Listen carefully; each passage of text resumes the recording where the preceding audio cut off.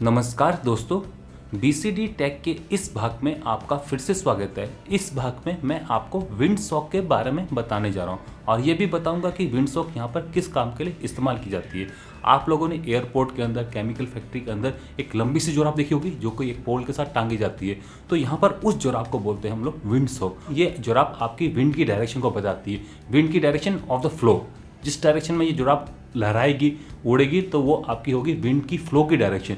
जबकि विंड की direction just opposite होती है, मतलब सोर्स को हम लोग देखते हैं तो यहाँ पर विंड की डायरेक्शन जस्ट उसके अपोजिट होती है। जनरली एयरपोर्ट के अंदर आपको कॉनिकल टेक्सटाइल ट्यूब मिल जाएगी जिसके अंदर आपको स्ट्रिप मिलेगी ऑरेंज और वाइट कलर की। तो यहाँ पर ये ऑरेंज और वाइट कलर की जो स्ट्रिप्स हैं ये क्या रिप्रेजेंट करती हैं? कई मूवीज़ में आपने देखा होगा कि by seeing that conical tube आप यहाँ पर एयर की स्पीड को नॉट्स में डायरेक्टली मेजर कर सकते हो। तो क्या सच में ये जो गेंद बहुत बड़ा जुराब लग रखी, क्या ये सच में एयर की वेलोसिटी भी नाप सकता है? दोस्तों हाँ, ये नाप सकता है। आप उस कॉनिकल ट्यूब से यहाँ पर विंड की स्पीड भी निकाल सकते हो।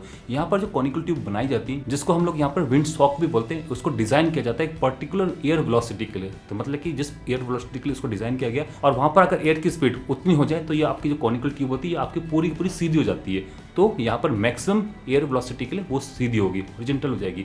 यहाँ पर जब एयर की वेलोसिटी आपकी कम हो जाए तो आप देख सकते हैं कि जो उसका आगे वाला एंड है वो आपका गिरना शुरू कर देगा। तो यहाँ पर with the help of that mark strips हम लोग यहाँ पर कैलकुलेट कर सकते हैं कि इस समय एयर की वेलोसिटी कितनी है। तो यहाँ पर लेट्स सपोज आपने 50 नॉट्स के लिए इस कॉनिकल ट्यूब को यहाँ पर डिज़ाइन किया, तो यहाँ पर जब एयर वेलोसिटी आपकी 7.5 हो जाएगी तो आपका जो आधा कोन है वो झुका होगा और आधा कोन आपका लहरा रहा होगा, हवा में सीधा होगा। तो यहाँ पर 1/3 पे हो जाने पर 1/3 हिस्सा आपका लहरा रहा होगा और बाकी 2/3 आपका झुक जाएगा। तो यहाँ पर with the help of that length आप यहाँ पर मेजर कर सकते हो कि एयर की स्पीड कितनी है। जनरली हम लोग यहाँ पर FAA की जो रिकमेंडेशन उसके हिसाब से इस विंडसॉक को बनाते हैं। यहाँ पर जो विंडसॉक के ऊपर आपको 5 पट्टियाँ मिल जाएंगी। तो सबसे पहली पट्टी अगर आपकी सीधी है और बाकी जो 4 पट्टियाँ गिरी तो यहाँ पर कहेंगे कि आपकी जो एयर की स्पीड है वो आपकी है 3 नॉट्स।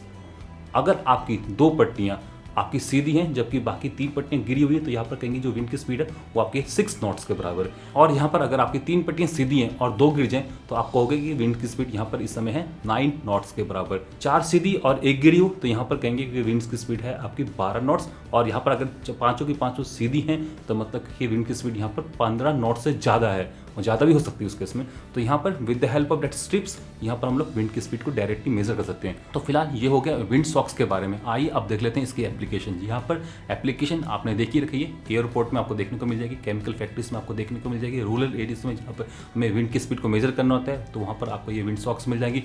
इंस्टॉलेशन काफ़ी आसान है। एयरपोर्ट के केस में यहाँ पर जो पायलट ऊपर से लैंड करने की कोशिश कर रहा है, मतलब एयरक्राफ्ट को लैंड करने की कोशिश कर रहा है, उसके लिए ये विंडसॉक यहाँ पर काफ़ी इंपॉर्टेंट है क्योंकि उसको यहाँ पर काफ़ी डाटा चाहिए होता है, जैसे कि करंटली विंड की क्या स्पीड है, तो उसी के हिसाब से वहाँ पर वो लैंडिंग को डिसाइड करता है। तो इस केस में जो पायलट ऊपर से आ रहा है तो उसको यहाँ पर विंडसॉक दिख जाएगा, ऊपर के जो पट्टियाँ हैं उसको दिख जाएंगी कितनी यहाँ पर विजिबल है, बाकी जो नीचे गिरी हुई है वो उसको इनविजिबल होंगी। तो यहाँ पर स्ट्रिप्स को कैलकुलेट करके वो स्पीड निकाल सकता है कि यहाँ पर एयर स्पीड कितनी नॉट्स की है।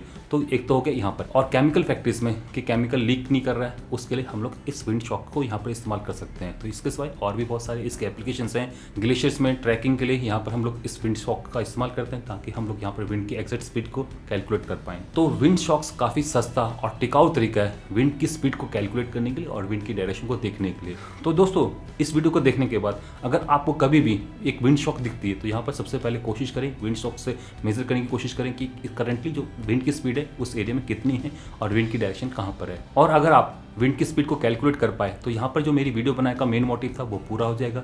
तो आप सभी को ये वीडियो कैसी लगी? अगर अच्छी लगी तो इस वीडियो को जरूर लाइक करें, अगर नहीं पसंद आए तो डिसलाइक कर दें। अगर आपने अभी तक हमारे चैनल को सब्सक्राइब नहीं कर, लिंक यहाँ पर फ्लैश होगा, इस पर क्लिक करके आप सब्सक्राइब कर सकते हो ताकि आप आगे आने वाली इसी टाइप की टेक्निकल वीडियोस, गैजेट्स रिव्यू और मोबाइल फोन रिव्यूज देख पाएं। नमस्कार, जय हिंद, जय भारत, वंदे मातरम।